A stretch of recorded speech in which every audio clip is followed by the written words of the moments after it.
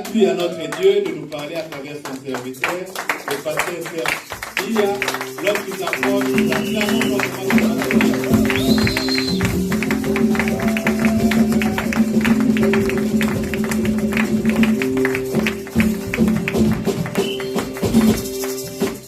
Amen. Merci Coral, merci beaucoup. Que Dieu puisse vous bénir, merci.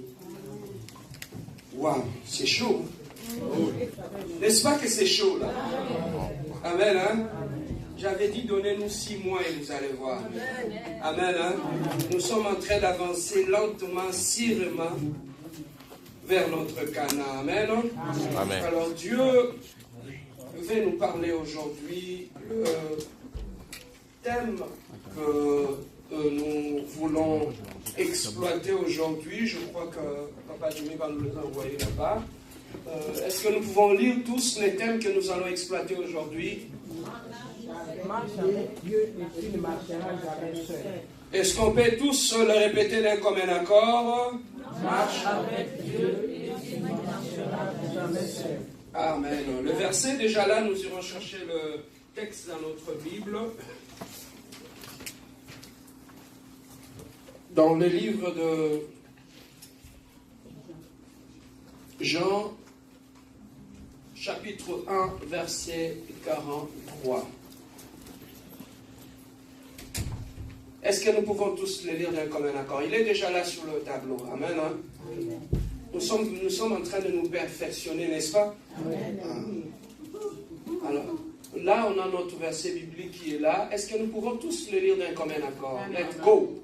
Le lendemain, Jésus voulut se rendre en Galilée et il rencontra Philippe. Il lui dit, suis-moi. Qu'est-ce qu'il lui a dit? Suis-moi. Suis-moi. Amen. Hein? Amen. Nous avons nos têtes baissées. Éternel, nous voulons t'écouter. Si tu nous as amenés en ce lieu, c'est parce que tu veux nous parler. Seigneur, nous ne voulons pas sortir de ces lieux vides, mais nous sommes venus avec des vases vides. Rends-nous intelligents, rends-nous sages, remplis nos vies d'Éternel et Dieu de gloire. Seigneur, tu as dit, au commencement était la parole était Dieu. Seigneur, nous voulons que la même parole puisse exister et agir au milieu de nous. Merci pour ta présence, Seigneur. Nous repoussons tout ce qui n'est pas de toi. Tout ce qui est contraire à toi, Éternel, nous les amenons loin de cet endroit. Que je puisse disparaître, que toi, Saint-Esprit, l'enseignant par excellence, puisse parler à ton peuple. Seigneur, chacun de nous est venu en ce lieu, il a des questions dans sa vie. Mais toi, tu as des réponses. Réponds à tout un chacun de nous. Tu es le Dieu qui parle tantôt d'une manière ou d'une autre. Seigneur, parle-nous. Hier, tu nous avais parlé par les prophètes, mais aujourd'hui, tu nous parles au travers de ta parole. Seigneur, parle-nous, instruis-nous. Voilà pourquoi nous te disons gloire et louange à toi, Seigneur Jésus-Christ. Gloire et louange à toi, Seigneur Jésus-Christ. Amen. Amen. Le lendemain, Jésus voulut se rendre en Galilée et il rencontra Philippe. Il lui dit, suis-moi. Follow me en anglais. Comment on le dit dans ta langue maternelle? Dans ta langue maternelle. Comment on le dit?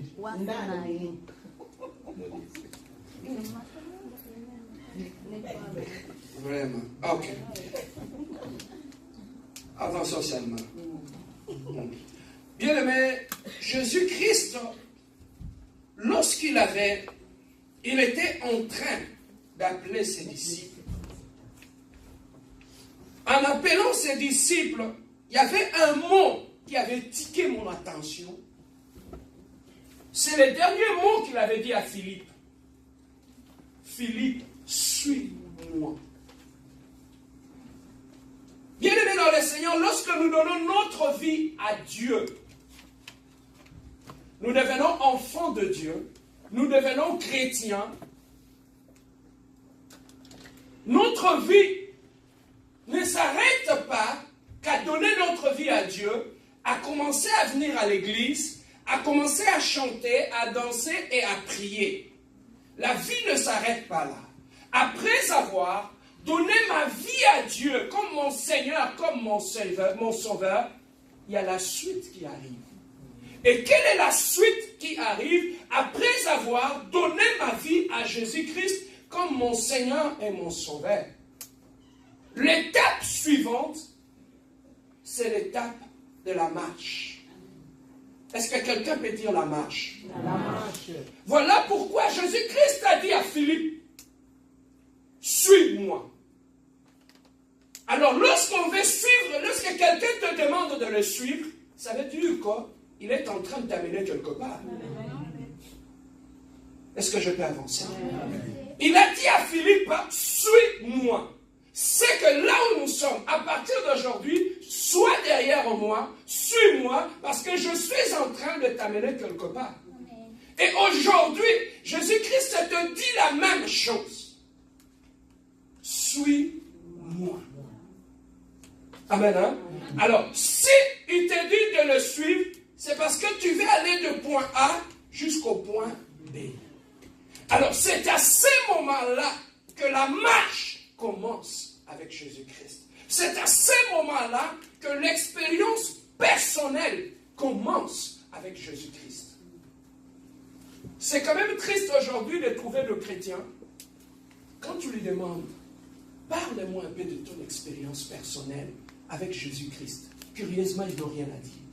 Non, je priais à telle église, je priais à Lingwala, après je priais à Riburasa, après je priais à Mangengenge, après je priais. Oui, tu as prié. Mais quelle est ton expérience personnelle avec Jésus-Christ? Bien-aimés, lorsque nous commençons notre marche chrétienne, nous commençons une expérience personnelle avec Jésus-Christ. Jésus-Christ devient ton ami. Jésus-Christ devient ton soutien. Jésus-Christ devient celui avec qui tu vas faire un voyage. La vie est un voyage. Alors, pour effectuer un bon voyage, tu dois d'abord commencer par le commencement. Si je peux essayer d'imager ce que je suis en train de dire, c'est comme lorsque tu veux voyager, tu veux aller quelque part, ou en Europe, ou en Asie, ou en Amérique, ou en Chine. Lorsque tu veux aller, la première des choses, tu prépares tes bagages. Tu prépares ton passeport, tu appelles soit les taxis, tu appelles un ami qui t'amène à l'aéroport. Et lorsque tu arrives à l'aéroport, ton voyage ne commence pas à l'aéroport. Ton voyage commence à partir de la maison. Ne pense pas que mon voyage va commencer lorsque je serai à l'aéroport. Non. Mon voyage commence dès que je prends mes bagages, je mets mon pied hors de ma maison. C'est là que mon voyage commence. Alors, donc ce voyage-là, je passerai d'étape en étape. La première étape, c'est que je sors de ma maison, j'arrive à l'aéroport. Et quand j'arrive à l'aéroport, la vie chrétienne, c'est comme un avion qui veut décoller. Un avion qui veut décoller, lorsque nous avions tous, je crois que nous avons tous expérimenté le voyage. Ici, on a eu à voyager par l'avion. L'avion, pour décoller, la première chose qu'il fait, c'est ce qu'on appelle dans leur jargon, il fait les taxis. C'est qu'il sort de l'hangar, du gate, là où il était, et il va aller jusqu'au point d'aller sur la piste et arriver jusqu'à se positionner vers la piste de décollage. Et toute ce manœuvre-là, on appelle ça les taxis. Amen, hein? Amen. C'est comme ça aussi commence la vie chrétienne. Lorsque l'avion était, par exemple, regardé de ce côté-là, lorsqu'il veut décoller, il ne va pas décoller de ce côté-là. Il faut qu'il puisse tourner jusqu'à voir la position du décollage. C'est ça la vie chrétienne. Lorsque tu donnes ta vie à Dieu, tu regardais dans une autre direction. Mais lorsque tu veux monter avec le Seigneur, tu dois faire les taxis jusqu'à te positionner. Que Jésus-Christ soit devant toi. Par exemple, Jésus-Christ était derrière moi, je ne le connaissais pas. Mais maintenant, comme je vais marcher avec lui, parce qu'il me dit de le suivre, je vais faire mon taxi aussi. Si Jésus-Christ est derrière moi, qu'est-ce que je vais faire? Je vais faire le taxi, tourner, me positionner, que lui maintenant soit devant. C'est alors que le décollage va commencer dans ta vie. Amen. Ta vie, aussi longtemps, un avion n'a pas pris la position du décollage, il ne va pas monter. Amen. C'est comme ça aussi la vie chrétienne. Ta vie chrétienne ne décolle pas parce que tu n'as pas encore changé de position pour avoir la position qui va te permettre de t'élever. Dieu veut te bénir, mais ce qui fait défaut, tu n'as pas encore pris une bonne position pour que Dieu puisse